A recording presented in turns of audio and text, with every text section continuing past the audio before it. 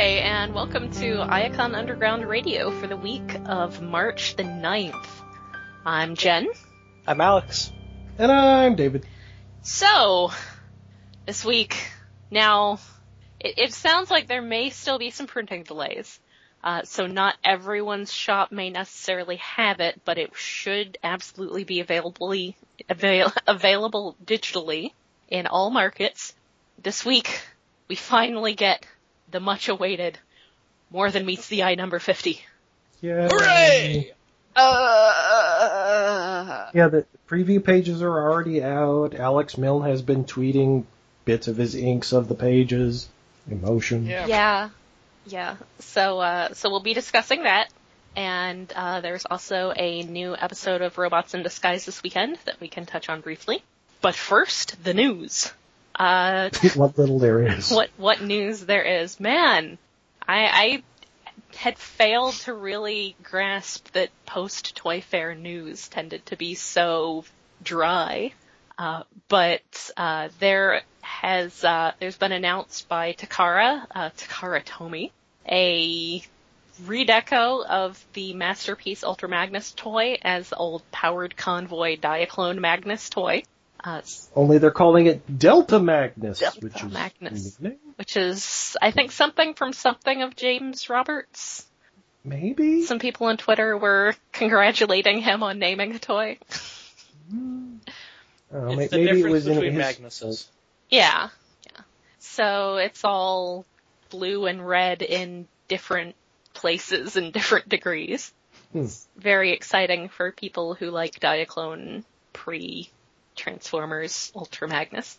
Other news, BotCon keeps announcing, like, they're really trying to go out with a bang here, I think.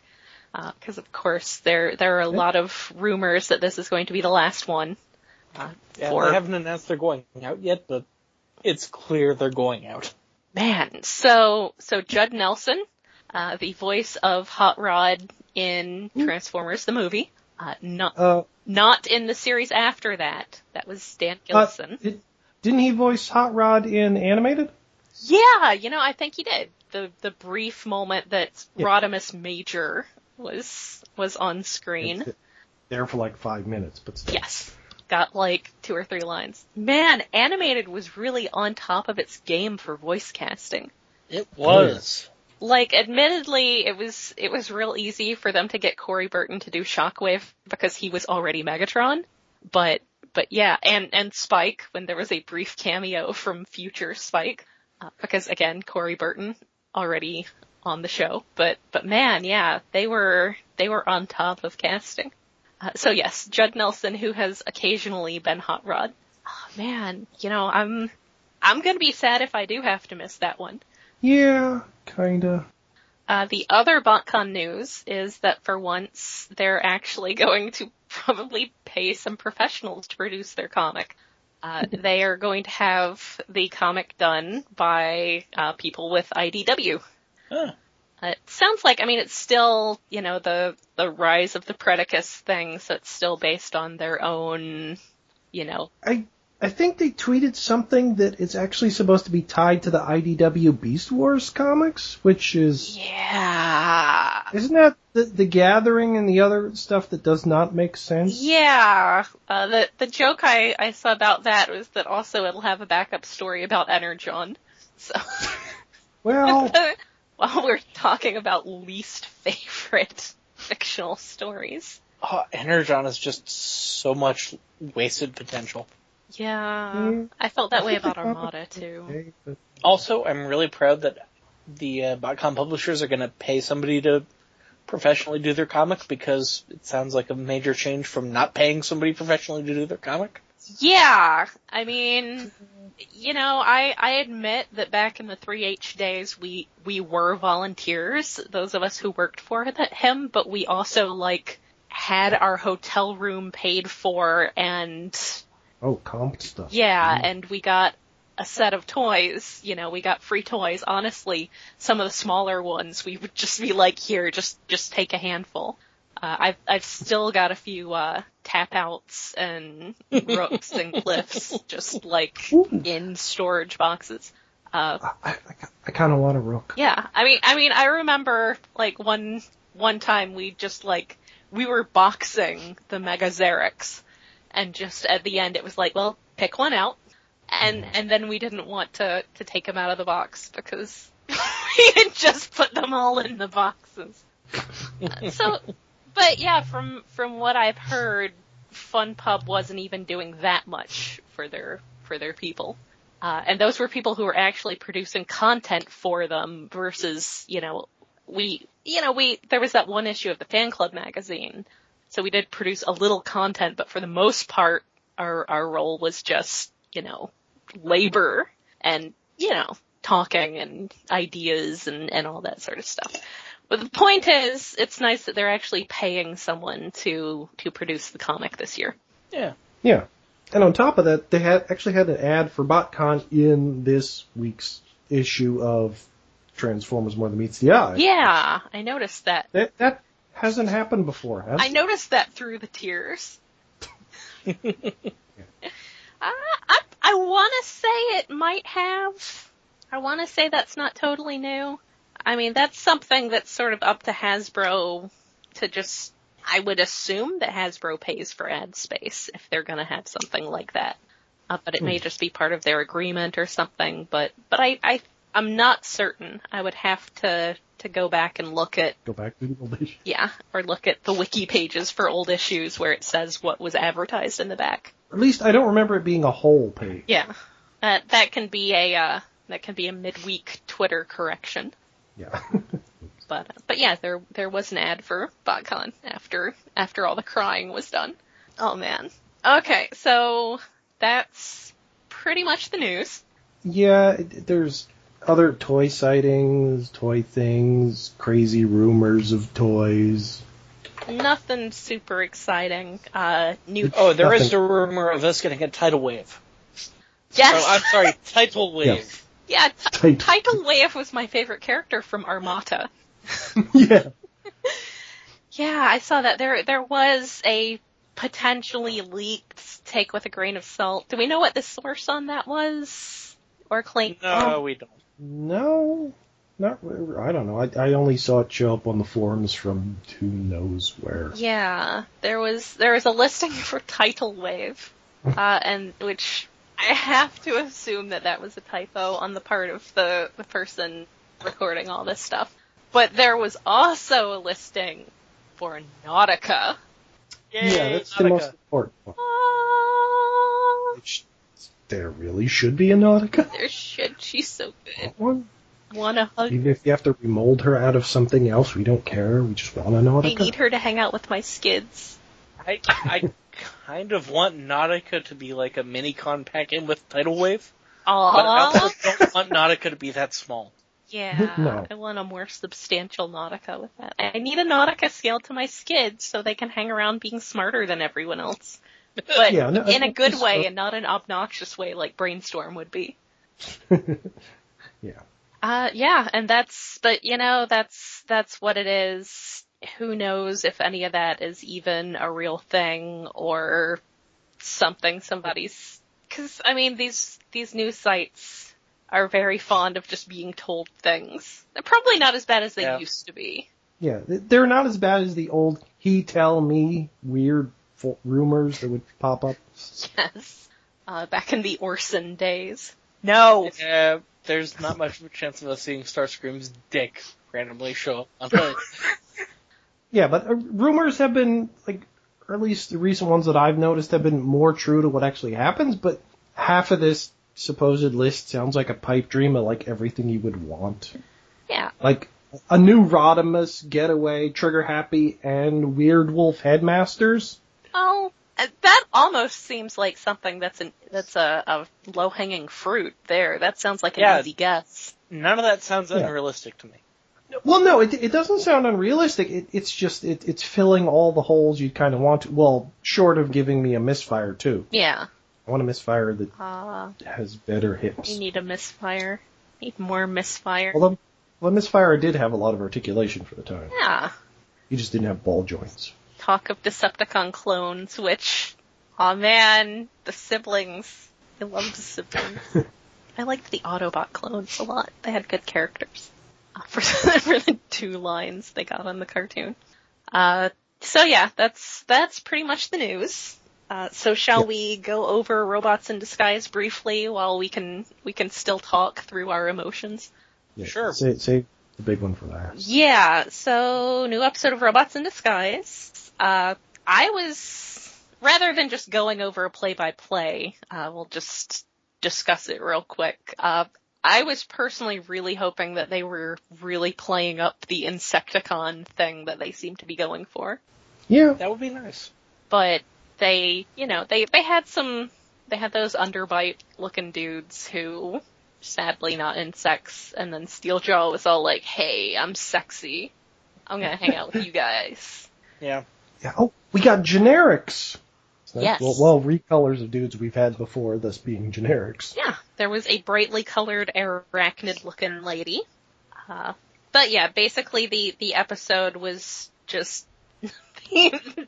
I can't believe my Autobots are this useless. Yeah, and the humans are still annoying, and the humans who are not main characters are dumber than rocks, and believe a small child with a mustache. My main takeaway from this entire episode is just Strongarm and Grimlock are not quite as good together as Strongarm and Sideswipe, who were not good together. Yeah. No. Yeah, they're even worse. Well, my main takeaway is, this is bad. Ooh, but the Decepticons, there's potential. The overarching plot will be good. I hope. I'm optimistic about Grasshopperbot. Yeah. Wait, was that Kickback? I think so. I mean, if anybody's gonna be Kickback, it should be him. Yeah, he's like a sniveling little step above Waspinator, but not by much. It's a great design. He's not that stupid, but... He is super cool looking. Yeah. Yeah, and I was really hoping, when Steeljaw was like, oh, we've got this different... Or when Steeljaw went to Kickback, and I'm assuming he's gonna be called Kickback, because if anyone is, it's gonna be him. Yeah. And was like, if... you should come join my group, and he was like, nah, I found this other group. And then when the main Decepticon of the episode, whose name is suddenly escaping me because I'm bad at names. Shoot. Sharp something? I looked this up before, and I still don't remember it. Saberhorn. Saberhorn. Saberhorn. It was, noun. Like every other Transformer, he's noun. Saberhorn. When he showed up, I bought all these pens. You would think I would write things down. And My once brain he just showed called up, him as Beetle Guy. yeah, Beetlejuice.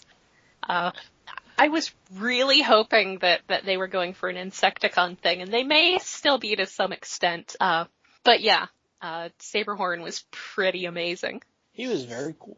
They kind of are, because,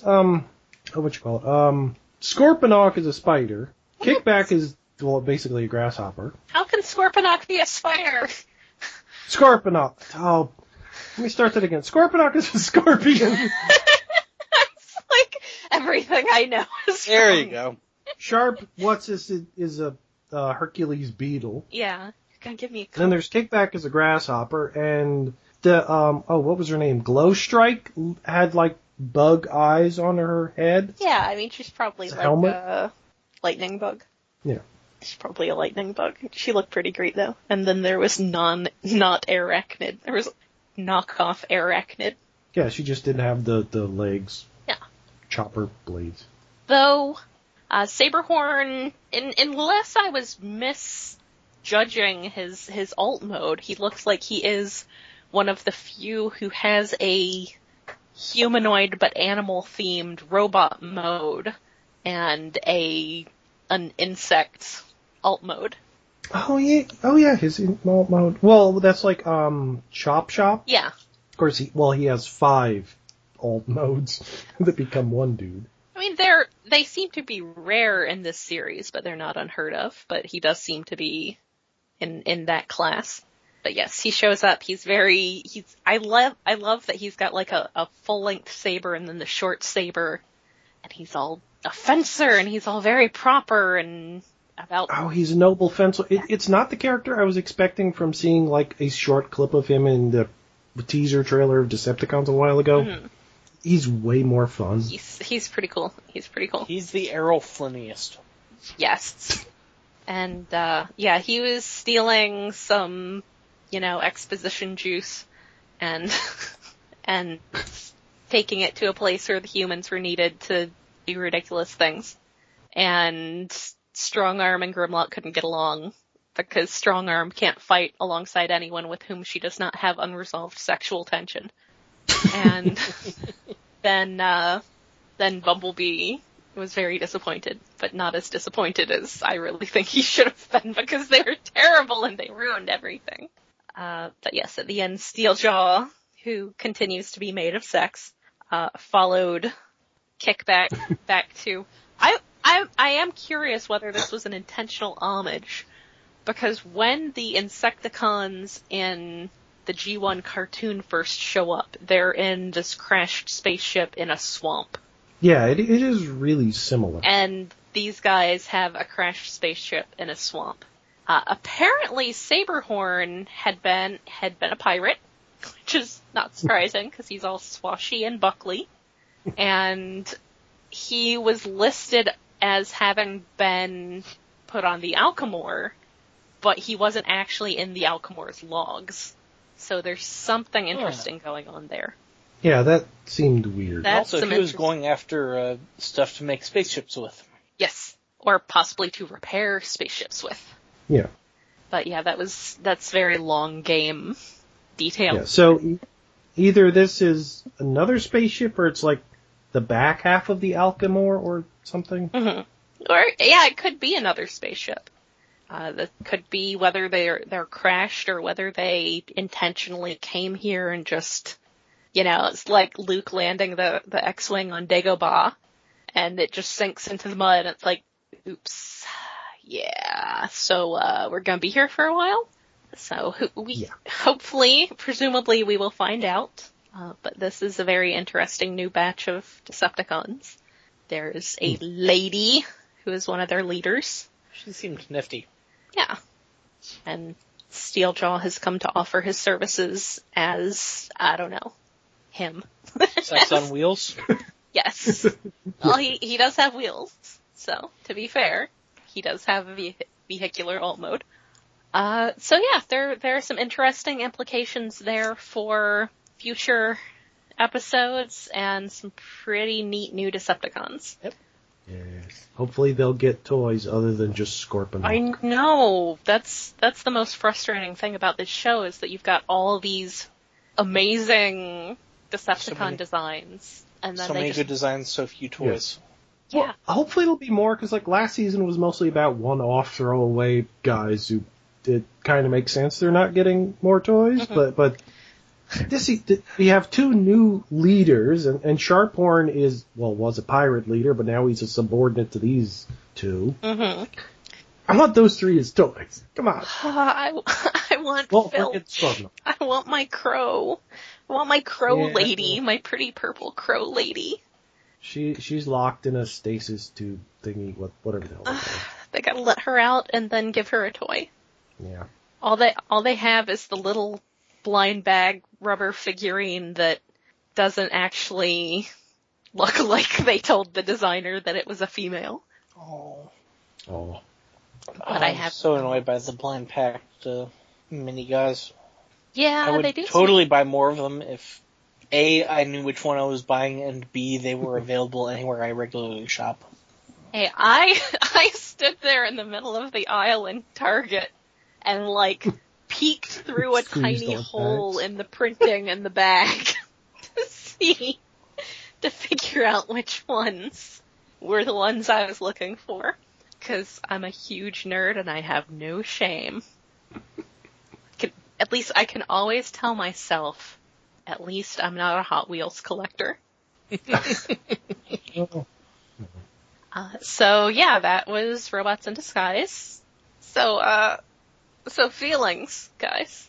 Feelings. Oh, feelings. Fuck, get away! I know! Oh my god, yeah! Fuck you, get away. That was such a good, bad turn. To think I used to ship him with Skids. Well, although it's not so much it's just fuck Getaway, it's, oh my god, fuck you, Blaster, and everybody else. I know! Yeah. I know. It's like with Getaway, you expect that shit, but it's like, are we gonna actually go through this point by point, or are we just gonna gush? I have a point by point written up. So yeah, let's Do the base. Let's gush as we get to the various points. Alright, so, and interestingly, when the iTunes preview went up, they cut out the first 3 pages. They put up pages 4, 5, and 6. And there was some talk about that. Presumably it was at IDW's request. So, that makes sense now that we've seen it. So the first 3 pages are just pure pain, sadness, and hurting. It's basically, it shows Optimus and Jetfire on Earth. It shows Starscream on Cybertron, Fort Max and Red Alert back on Luna 1, Windblade on Cybertron, and most amusingly, the Scavengers aboard the weak anthropic principle. All our favorite goofballs. Yes. And they are watching a broadcast SOS notification message thing from somewhere that shows a handful of our favorite characters from The Lost Light beaten up and basically discussing how they would like to be married. It is the last will and testament of every character you care about. Yeah. Yeah. Nautica's got like half her face torn up, and Chrome Dome's talking about how they want an intermutual funeral with him and Rewind, and Nightbeat's being crazy because Nightbeat's crazy, and Magnus wants to be buried in his armor. This is adorable. And Nightbeat isn't being crazy, he's being toyetic. Yeah. Yeah. Yeah, he says, burn my body, but just keep the head. Oh my god, that hadn't even occurred to me. It hadn't even occurred to me. It's because he's the headmaster, so he's preserve the head, burn the rest. Damn it, Nightbeat. Why? Oh, no, not a headmaster, a Titan Master. Oh man. Oh man. Oh man. For once they're planning ahead. Oh man, if that does happen, I don't know what I'm gonna do. Well, they're always kind of planning ahead as far as they can with the toys. Yeah, well, not so much when it meets the eye, though. As far as they can. It's more often just like the art to a degree. But this time they're very much planning ahead. Yeah. Yeah. I need to go plunge my head down a toilet, and apology for that. So they're saying in 6 hours and 14 minutes, as Nightbeat says, they will be dead. Red Alert points out what he believes to be a shadow of a familiar gun pointing to Nightbeat's head. Though we don't see that shadow ourselves, I don't think. Yeah. Well, the important point of that is Optimus Prime's like, oh my god, we have to go get them. And then Jetfire's all, no, we kind of, yeah, but they said 3 hours. Can we get there in time? Yeah, it was sent 3 weeks ago. Yeah. Also, apparently, Jetfire did try to hail the Lost Lights, and they did not respond. Yeah. So even 3 weeks out, we know that something is still going on. But yes, the message was sent 3 weeks ago. So then we go to the planet Miliarium 3 weeks ago, where they're fighting. The crew of the Lost Light is fighting a group of these great, like, Viking robot giant monster things called Rust Giants. Yeah. They've got, like, spikes everywhere, and they've got, like, these big, ugly, jagged rune sword-looking things, and also they refer to them having a long ship. Which is my favorite. So, rusty space Vikings. Yes. So, Megatron is back on the Lost Light. He's serving tactical, saying, hey, on your 6, and on your left. And I've noticed, I don't know if this was something that was actually declared at some point, and I just forgot, but Thunderclash is pretty much part of the crew now. Yeah, that does seem yeah. to have come out of left field, but I like it. Yeah. Basically it just seems like last time he met up with them, he decided to stay. Yeah. Once he recovered from what was going on with him, he decided to stay with the Lost Flight and continue his quest with them. Wait, is he in the rest of it? I thought he was only in this part. No, he's in at least one other part. Oh, He's not in. Oh man, what if he's gonna be? Okay, we'll get there. Yeah. I was gonna say, what if he's gonna be the new captain? But that would be sad. I don't think so, because he's such a horrifyingly noble character. He would seem like the first one to say, "Oh, we must forgive." Yeah, that's why I think I don't. He'd be too good of a captain to be actually installed as the captain. Yeah. We get an amazing shot of Tailgate Falcon punching one of the Rust Giants. Yes. So they're having a big fight. They're all being super awesome, and then this giant Rust Giant shows up, and Tailgate just runs in. He screams, "Power punch!" and just hits it in the middle of the head, which just makes it fall to pieces. And I do want to take a moment, because there's, I've noticed people here and there, whining about how, Tailgate is now some huge Mary Sue because he's got these powers, and that's stupid and terrible. I think if, just about any other character had gotten those kind of powers, then yeah, I could see that. But if anyone on the crew is going to get superpowers and have it totally work, it's Tailgate. Because he is just the least assuming. He's so small and adorable, and everybody's like, "No, don't hurt our little baby." Okay, we'll give our little baby superpowers. Yeah, it's the Whoopi getting superpowers. Yes. He's this adorable, precious child. It's not like it's Rodimus getting these powers or something. Oh, God, that would be... Well, none of them would be Mary Sue's, because I don't think James Roberts thinks of himself as a little robot person. But... Rodimus getting superpowers would be insufferable, and I kind of want to see that now. It'd be amusing for, 2 issues. Oh yeah, he needs to have his powers stripped from him by issue 3, but it would be 2 very entertaining issues. So, they win the fight. The locals, who seem to be roughly human-sized, they are all very happy. But Megatron is kind of disappointed because Rodimus didn't mention that they were saving organics. So... Yes, why would we bother stopping to save squishies? But then Megatron is excited because Rodimus says, "Go ahead, say it. Say it." So Megatron gets to say, "Transform and roll out." Say Autobots, roll out. Yep. He's got this great little, very subtle smirk.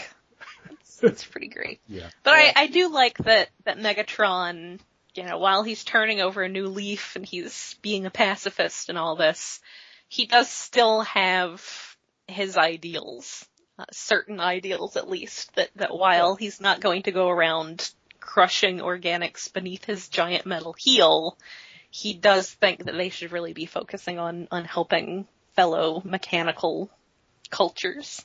Yeah. So they get back to the Lost Light, and this is the other place where Thunderclash shows up. Yeah, I think this is the last spot where he does. I assume he leaves for his own ship after this point. That could be. Basically, Megatron is holding sort of a seminar on their quest. He's holding class. He's teaching a class. Yeah, Professor Megatron. He gave an assignment, and Riptide is there, and he was all excited because he put in a lot of work, but he didn't pass. Megatron says, "No, but I'll talk to you afterwards to explain why." Which I think that he doesn't pass is why he's where he is later. Maybe. But yes, I like Nautica. Solid work, not your best, but you can't expect top marks if you spend all your time tinkering with the rod pod, which will come up again later in a really good line. So there's a lot of stuff here, which I think probably if you want a good summary of the actual world building stuff here, the wiki is going to be a better job than I can just talking about it. But basically they share notes on what they know about the Knights of Cybertron. Megatron talks about the symbol, which is the symbol that Skid saw when he went through the portal on Luna 1. Thunderclash has seen it in his visions. Perceptor talks about them possibly being like a coat of arms for a particular group of the knights. I like Nightbeast saying, I'm not usually a fan of group discussion or brainstorming or waiting for other people to stop speaking, but that was actually pretty impressive. Yes. Damn it, Night. And then bizarrely Megatron punches someone. Yeah, so I'll just say Minimus because he's out of his armor here. Minimus says, it's not just about working together, it's about focus, it's about discipline, and that's down to you, Megatron. And Megatron flips the hell out. He starts shaking, and then he just punches Minimus. Yeah, after he grabs his own head so hard he leaves dents from his fingers in his bucket. So I have the impression that happened afterwards. No, it happens before he punches. Right before. Let me... His head doesn't First he's look grabbing dented Toad. after he does the punch, so. His head is not dented before that, but definitely when Minimus is asking him if he's alright, it's dented at that point. So that appears to be when he grabbed his head so hard. And then he's standing over him and he's holding his gun arm up. So he does not have the gun anymore, but that was, that's the pose that he sort of instinctively takes. And then he immediately apologizes and dismisses the class because something bad just happened, which... Yeah, something bad just happened. Yeah. Which is apparently started happening to a lot of the crew. Yeah. Or some of the crew. Our favorites of the crew. So he goes to visit Velocity. Oh, actually, she's visiting him in his quarters. And she is, of course...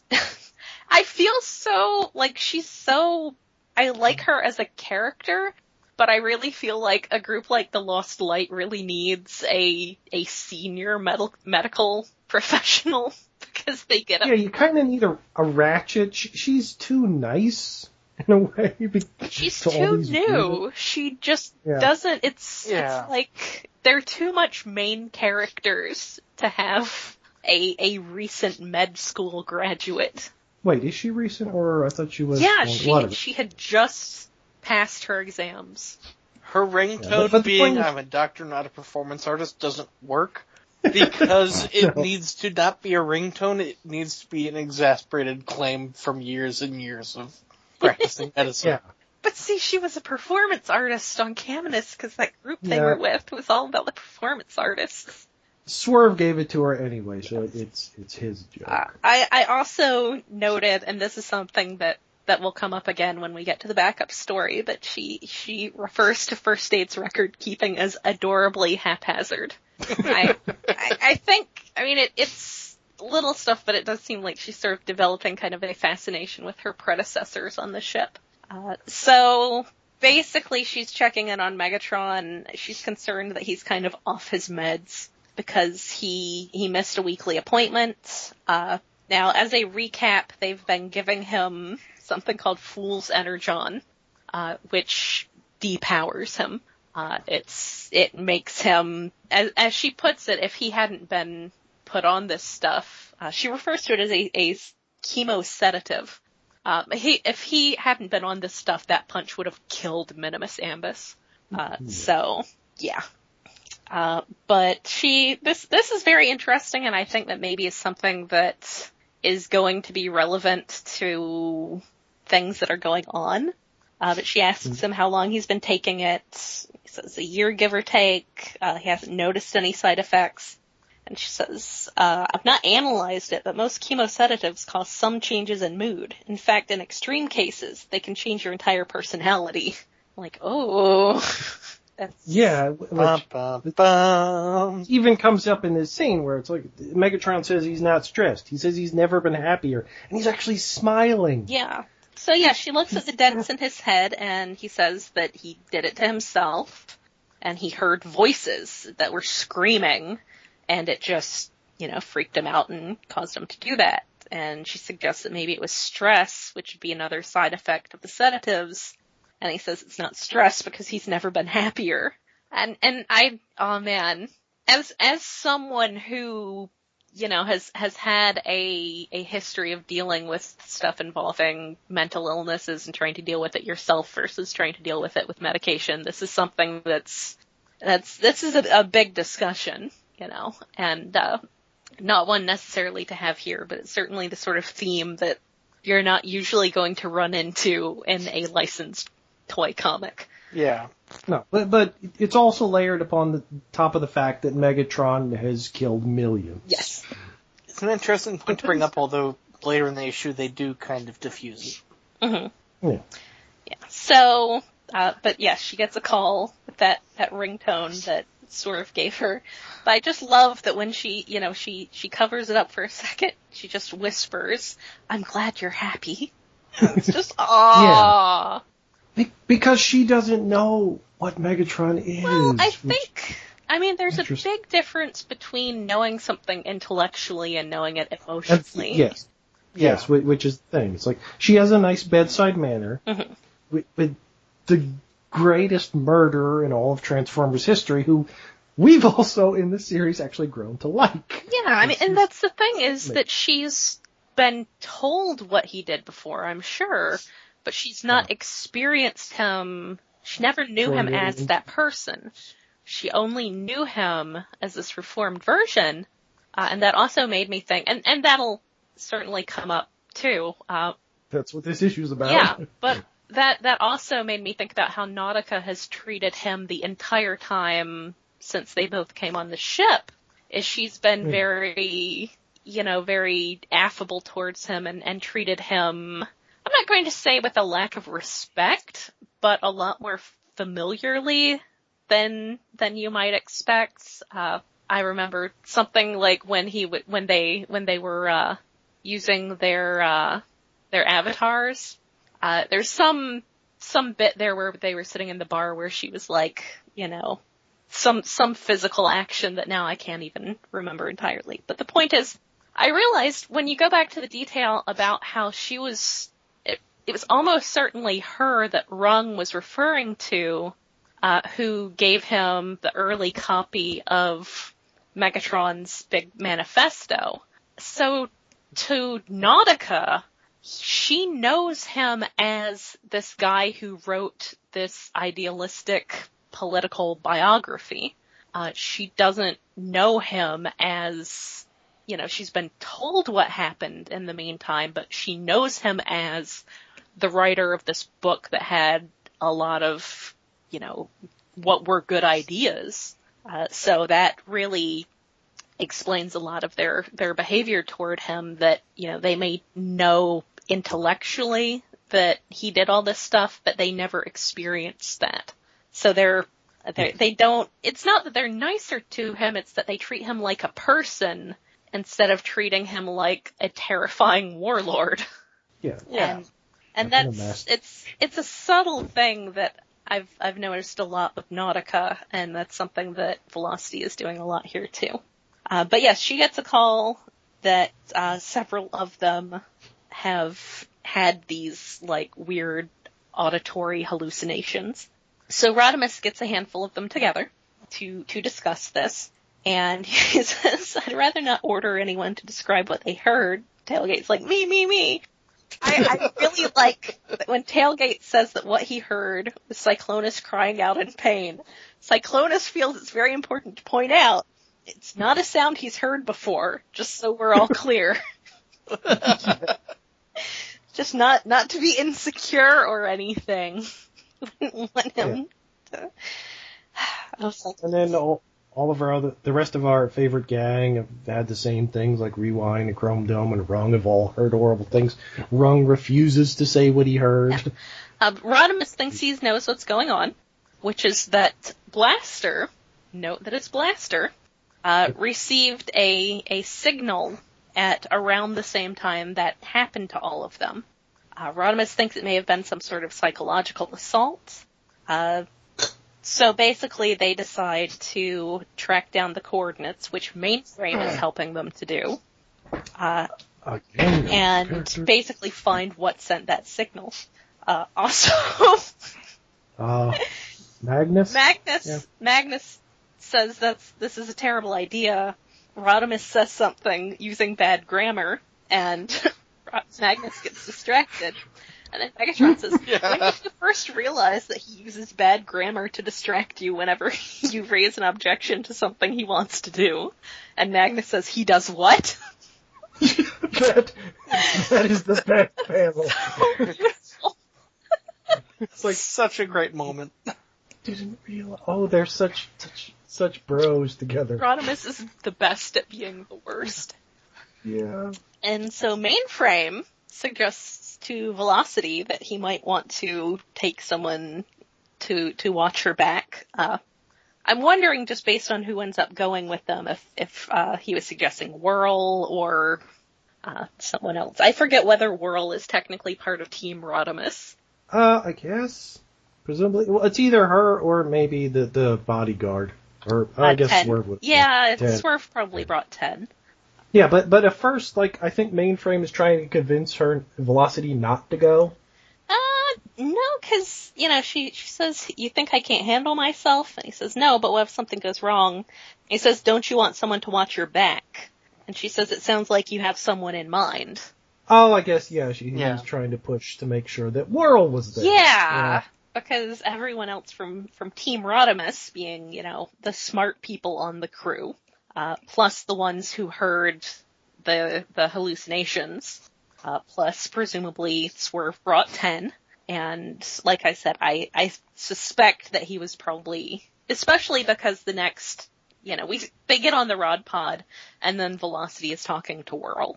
So I suspect that probably that was Mainframe pushing to get Whirl included on this trip.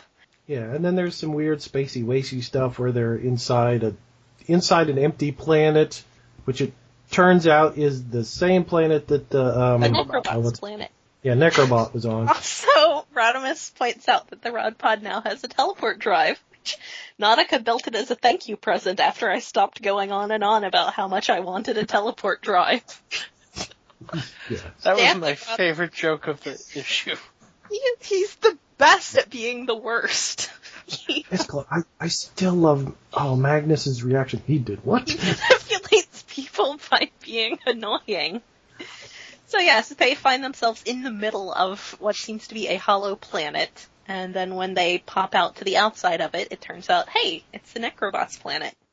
So they poke around, and then they get attacked almost immediately from some sort of Decepticon crafts, aircraft, jet things of some description.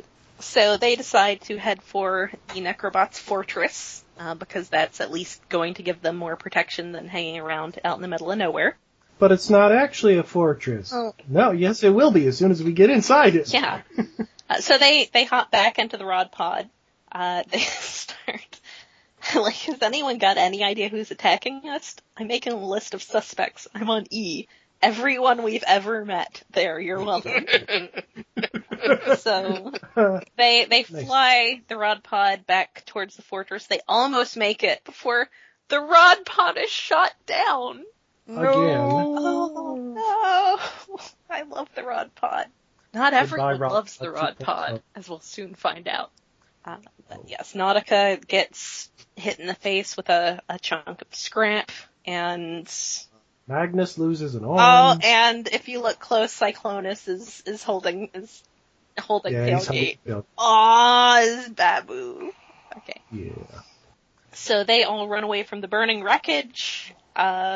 Skids is carrying Nautica. New ship. Rewind is piggybacking on Chrome Dome. It's a ship that's been going on for a while. Yeah.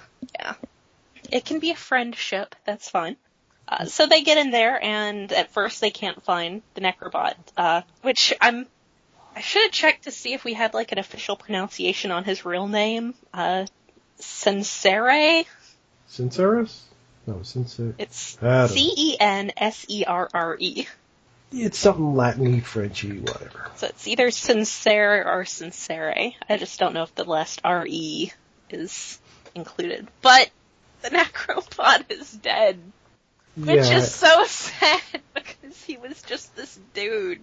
who wanted to... Yeah, a nice dude, and then Nightbeat automatically goes into detective mode. How did he die? Yeah, because he doesn't deal with things well. No. And yeah, he's had, like, the little circuit flowers stuffed into his bullet holes and into his mouth to the point where Velocity says she can't tell whether he was shot to death or fried by all the spark flowers. So yeah, Nightbeat just, and Skid's like, are you okay? I know when you and Sinceri forged something of a bond. And he's like, look at these oil marks. He was in here before he died. So he switches to detective mode. And then Megatron's huddling with his cat. I love sad old man and his cat. Yeah. So they start poking around. They think that, maybe, but because of the stuff that, Sinceri was doing, he was tracking down deceased Cybertronians and finding out who had killed them so he could plant the flowers and et cetera, et cetera. So he would have had the technology to send the pulse that had given them all these horrible, horrible hallucinations. Yeah. And it says it got corrupted, and so basically Nightbeat says, I think whoever sent the first signal was trying to lure us here so they could attack us. Sinceri was trying to warn us off by hurting us. Which didn't work. Yeah. So, meanwhile, Ravage is sneaking through the flowers, trying to see who's attacking them. And then Rewind announces that they have gotten through to the Lost Light. It's Fuzzy Picture. It's like, Blaster, is that you? Can you hear me? And he filters the signal, and it's not Blaster. Oh. It's fucking Getaway. Fucking Getaway. Oh my god. Fuck you, Getaway. Asshole. Yeah. So yeah, as it turns out, he has not actually escaped, because they did have him very heavily. Took off his hands, took off his feet, took off his mouth. Yeah. And there were a lot of people who were like, man, that's super cruel and terrible, but his name is Getaway. That's what happens when you make a reputation out of escaping. It's when people try to imprison you, they try really hard. But no, he's been let out. He says, I was released. And do you know who let me out? I can't do a New Zealand accent, sadly. as we have been told, Getaway speaks. And do you know who let me out? Everyone. And it cuts to a shot of the bridge, and there's Blaster and Mainframe. Along with Riptide, man. Yeah. What is it? Hoist, Grapple, Siren! God damn it, Siren. Siren. Lots of other people. And then, yeah, Crosscut, I think that's Jackpot at the top. But yeah, Riptide and fucking Atomizer. Who's who the we knew. looking guy? We knew. Atomizer's always been a jerk. I think springery looking guy is Hoist. Okay. Yeah. Yeah, if you mean the green one. Yes. Siren, man. Siren. I'm so mad at all of them. Blue Streak. Yeah. Why? Why would you, Blue Streak I could see kind of doing. Blaster. They have single-handedly convinced me not to get the upcoming Blaster Leader toy. Oh, yeah. I'm gonna take my Mainframe toy and just go toss it out a window.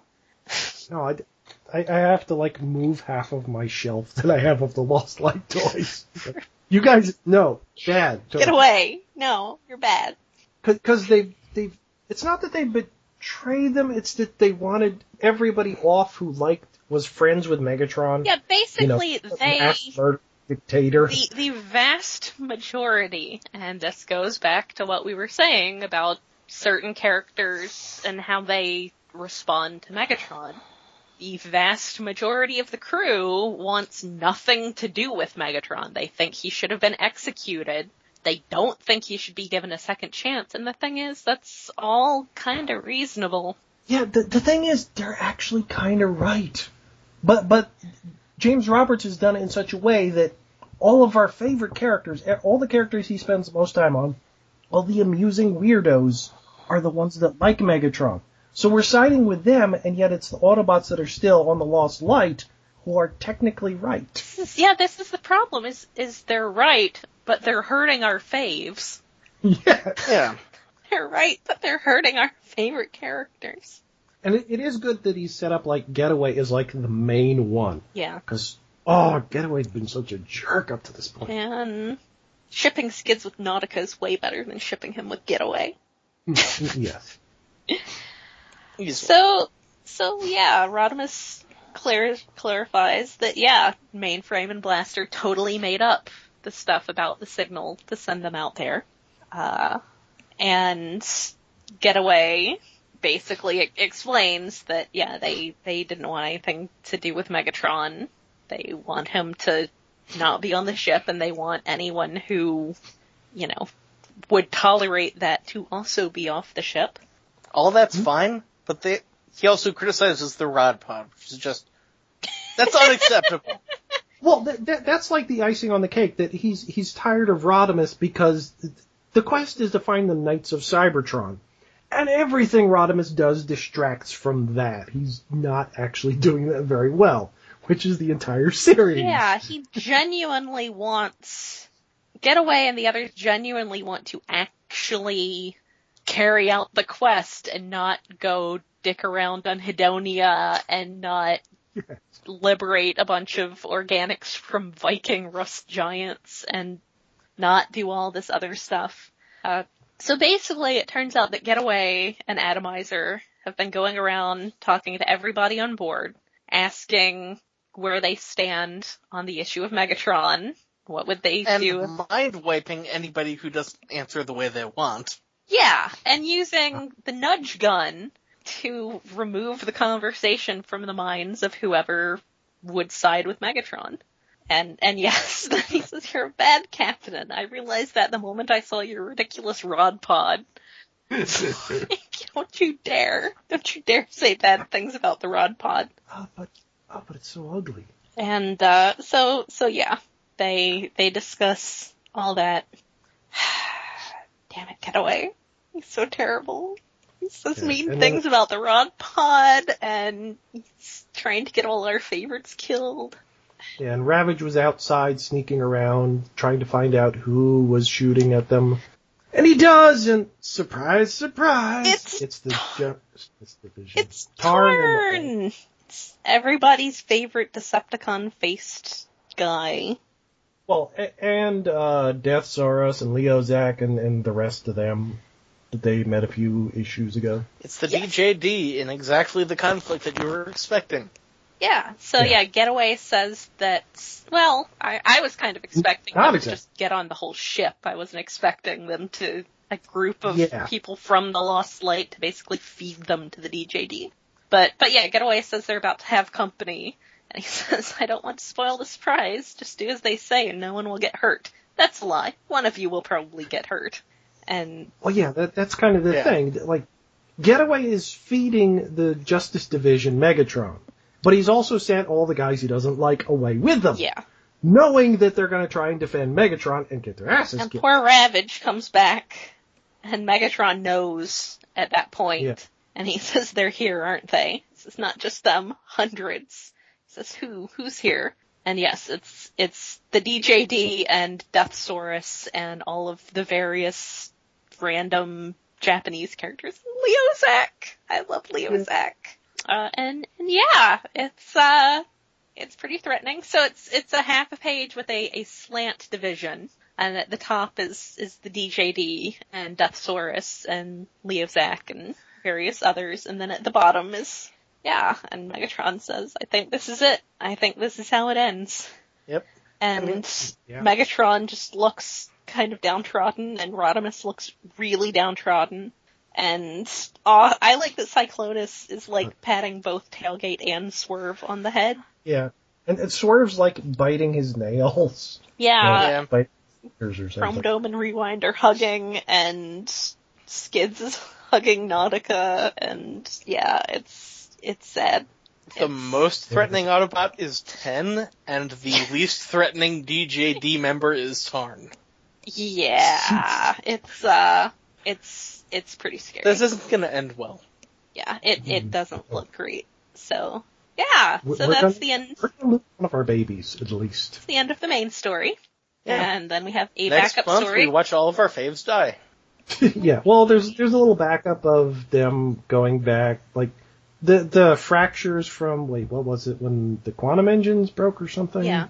There's little cracks in various things that have been going on with Brainstorm's briefcase. Oh, the briefcase. Yeah, but yes, there's a little backup story called "No Guns, No Swords, No Briefcases," and actually, who did the art on this? Because I don't think it's.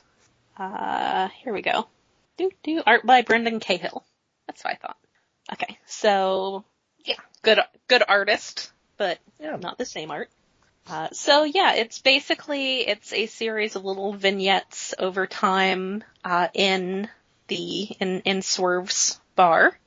First being shock and awe, looking around, talking about their job for Prowl, and talking about whether the ship is the Unitrex 1, which never sailed and which disappeared and which has come up in a previous issue, that it was basically a big experimental thing that disappeared like 5 million years ago, and then suddenly here it is.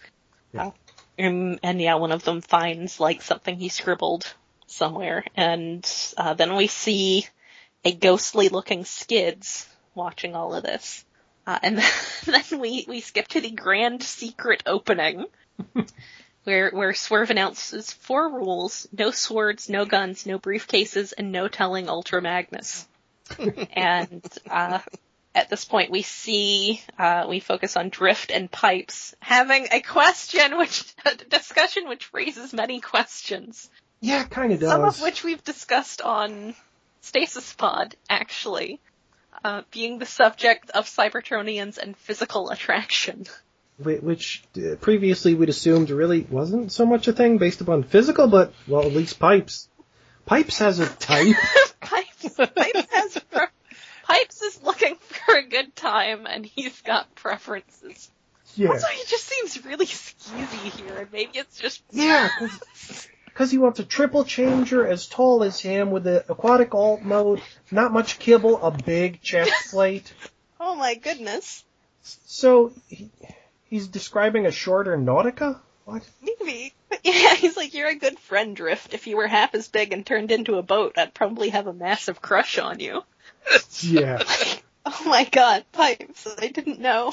I never realized. You didn't know you were skeezy when you were sadly taken away from us. It's Dude. so great though. But I think it's really just that this is like the first time we ever see any character in this sort of context having a tastes. Yeah, having a type, having tastes, discussing these sorts of things, rather than discussing it in the context of some like long-standing, big dramatic relationship.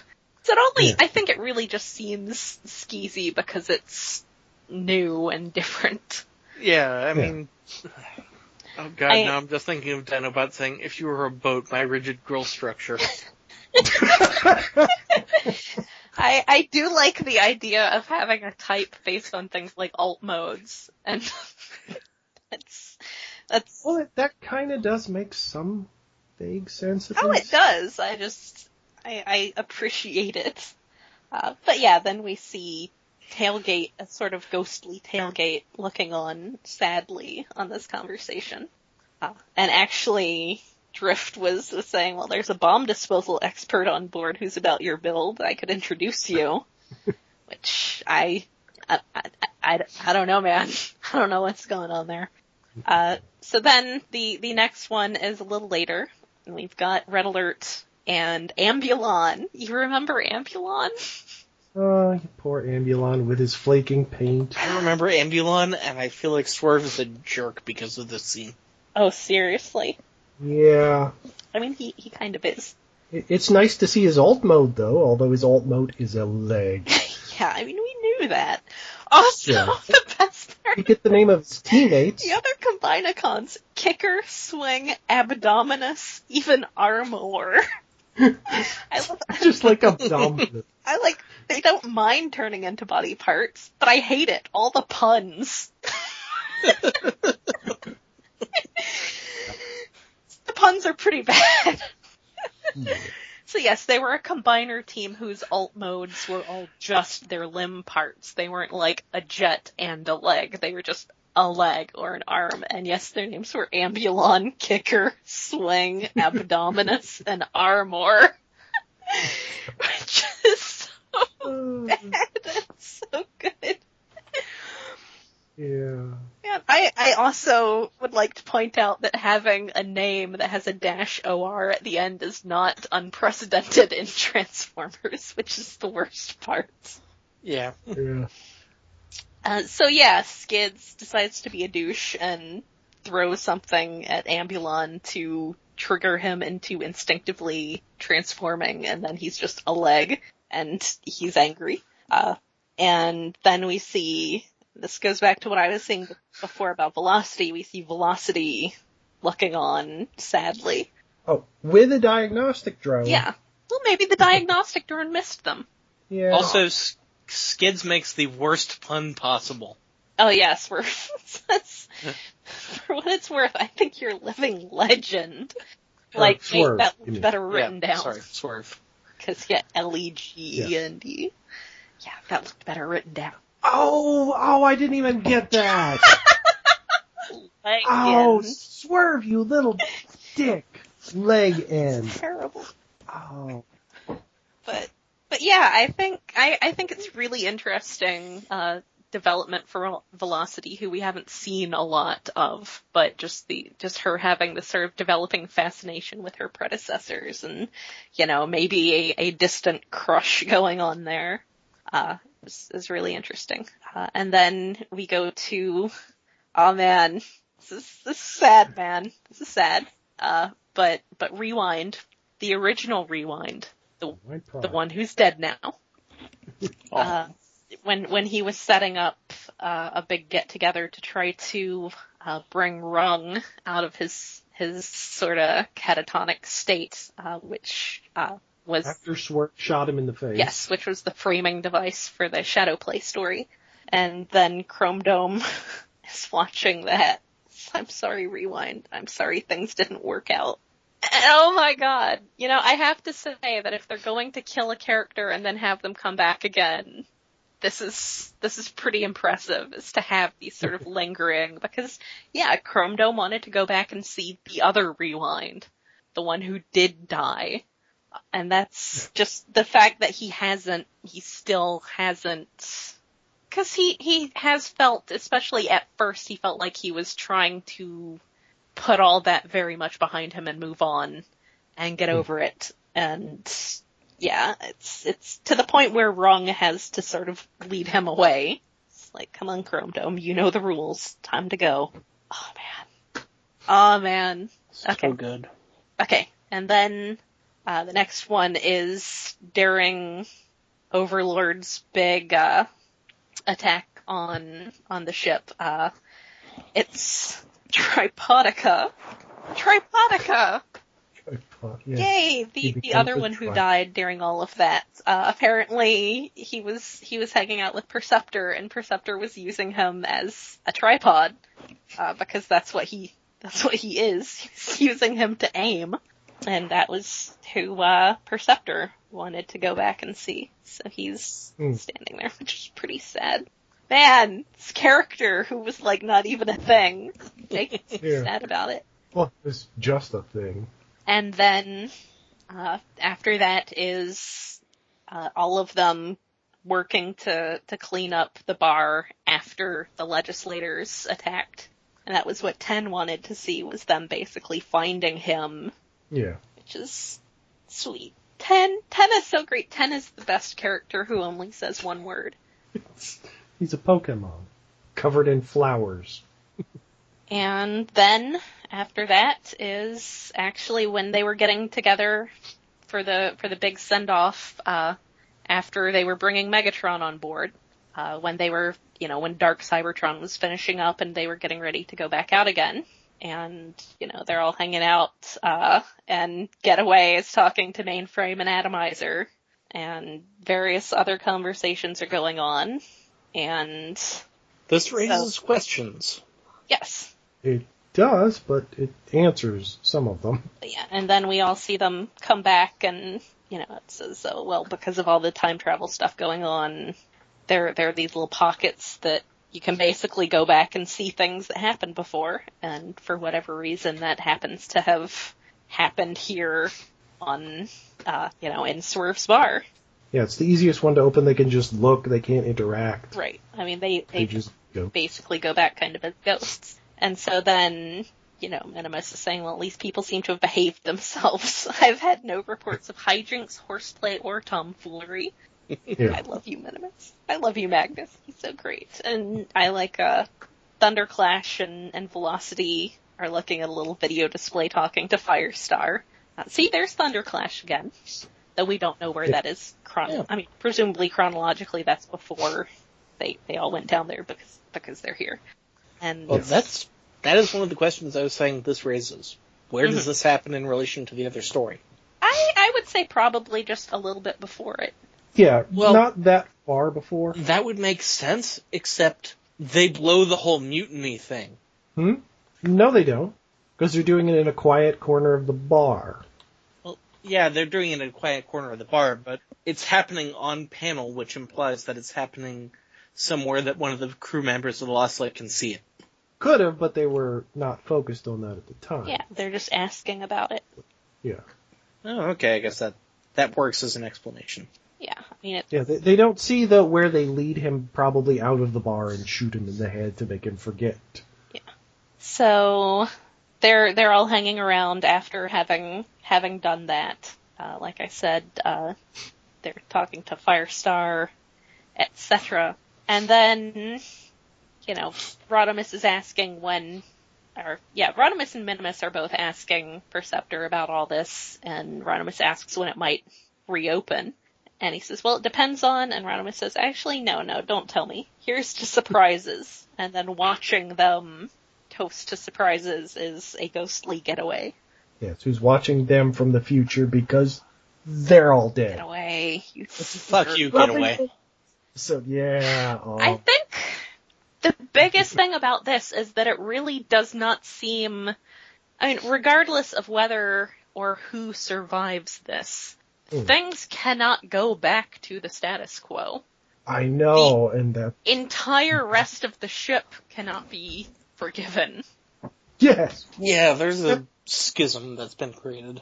Because that's kind of what the series has been needing, because the quest for the Knights has not actually been a quest. It's just been random meandering, and even picking up Megatron didn't change the status quo that much. Yeah. This will. Yeah. Yeah, this is going to be the biggest change to the status quo since the series started. Because, is Rodimus going to get a different crew? Is he going to go on the quest by himself? Are they going to get another ship? Yeah, are they going to... What are they going to do to everyone who kicked them off the ship? What are they going to do to the rest? What repercussions is this going to have for the remaining, the ones who stayed on the Lost Light? This is... Like I said, regardless of who lives or who dies, this is going to have huge repercussions for the status quo of the series. Which Quentin Tarantino movie is Rodimus going to reenact using Getaway as the main prop? Damn it, Getaway. Oh, I want to curb stomp Getaway until his little head pops off. So, yeah, that's actually, I was thinking, who even would want a Getaway toy now, but then I'm like, I'd want one just to smash. Yeah, plus, wasn't there a thing they were maybe gonna make a Getaway retool from Chrome Dome? Something like that. He's someone who's been rumored as part of Titan's return. Yeah, but that way his head will pop off. That'll be fun. Yeah. Yeah.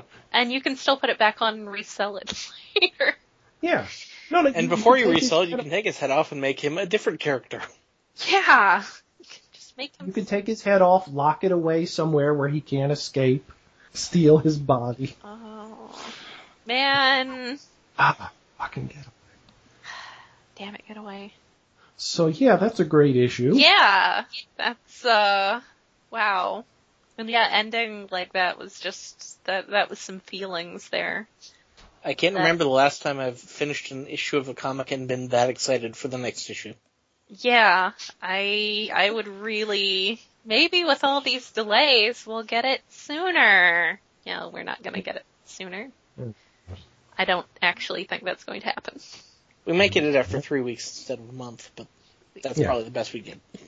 Yeah. Oh, man. Like, I really want to know what the series is going to be like after this, because this is all just a huge deal. Who's going to survive? Yeah! What's going to happen to my faves? Yeah, it seems like that's going to be what the next issue answers, and then the issue after is going to be what actually establishes the new status quo, and, yeah. I don't know, establishes that the new plot line is not fighting the Knights of Cybertron, but is fucking killing Getaway. They're the new our... nemesis. Maybe Ratchet and Drift will come save them. Oh, that would be amazing. Oh yeah, they've been gone for a while. Yeah. Oh man. Yeah. So that's our episode. Oh, yeah. Yeah, that's been our episode. Fuck Getaway! Fuck him. Oh my god. I actually said that out loud when I turned that page. Like, fucking Getaway! I assume that's like everyone's reaction. Yeah. Oh man. Oh man. Oh man. I hate him so much. New contender for most vile Autobot ever. It's the worst. He's worse than Prowl. But he's not even wrong. And I say that... It's pretty bad. Yeah. Well, yeah, he is worse. Prowl is trying to do things for a good reason. He's doing the worst things for a good reason. Getaway is doing a good thing, for petty reasons. Yeah, yeah. I mean, he's like, he thinks that the quest is a good thing, but it's really mostly because he hates Rodimus. Uh-huh. If you told me 5 days ago that there'd be an Autobot I hate more than Prowl, I would not have believed you. I know, right? Yeah. Oh, so angry.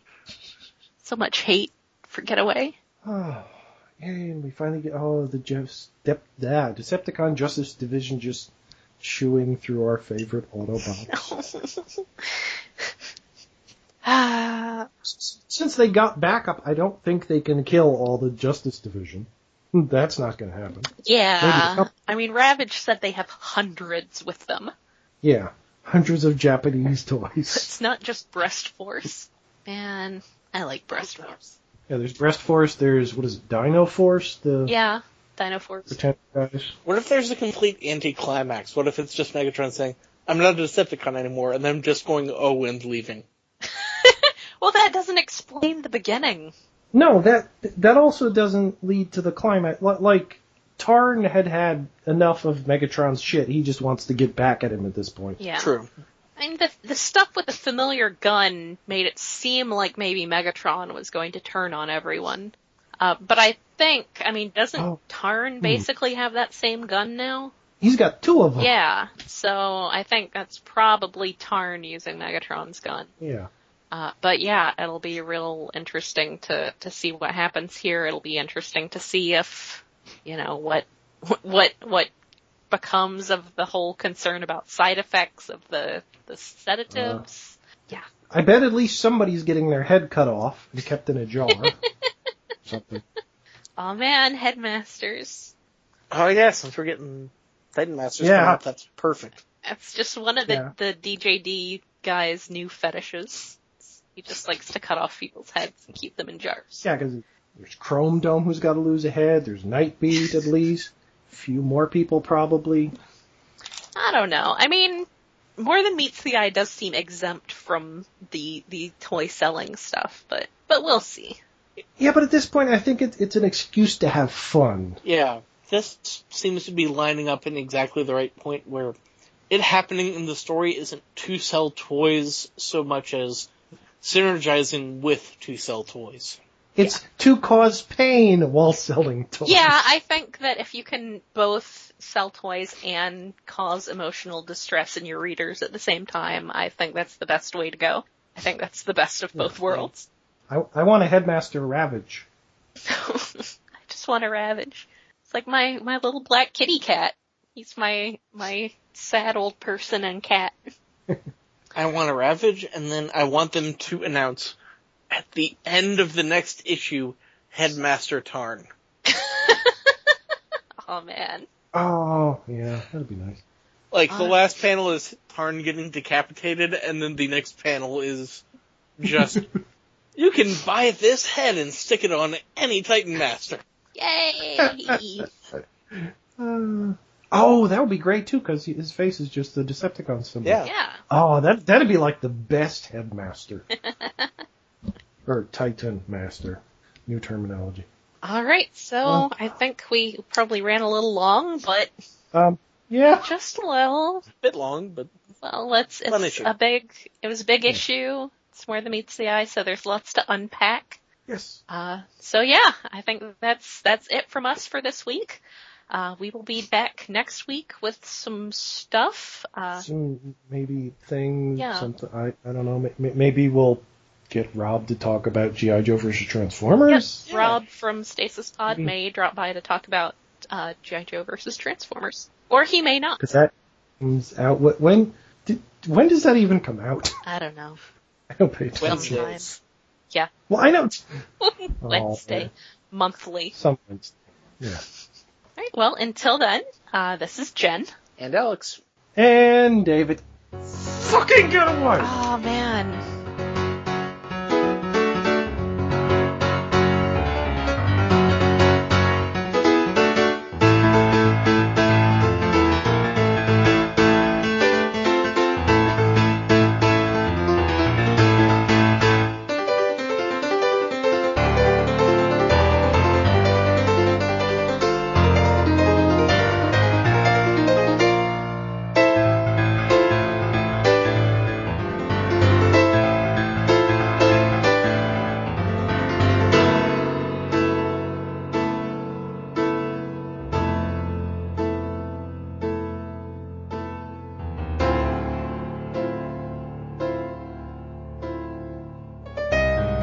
I probably won't be able to make it, but I'm a little straight for Hot Rod.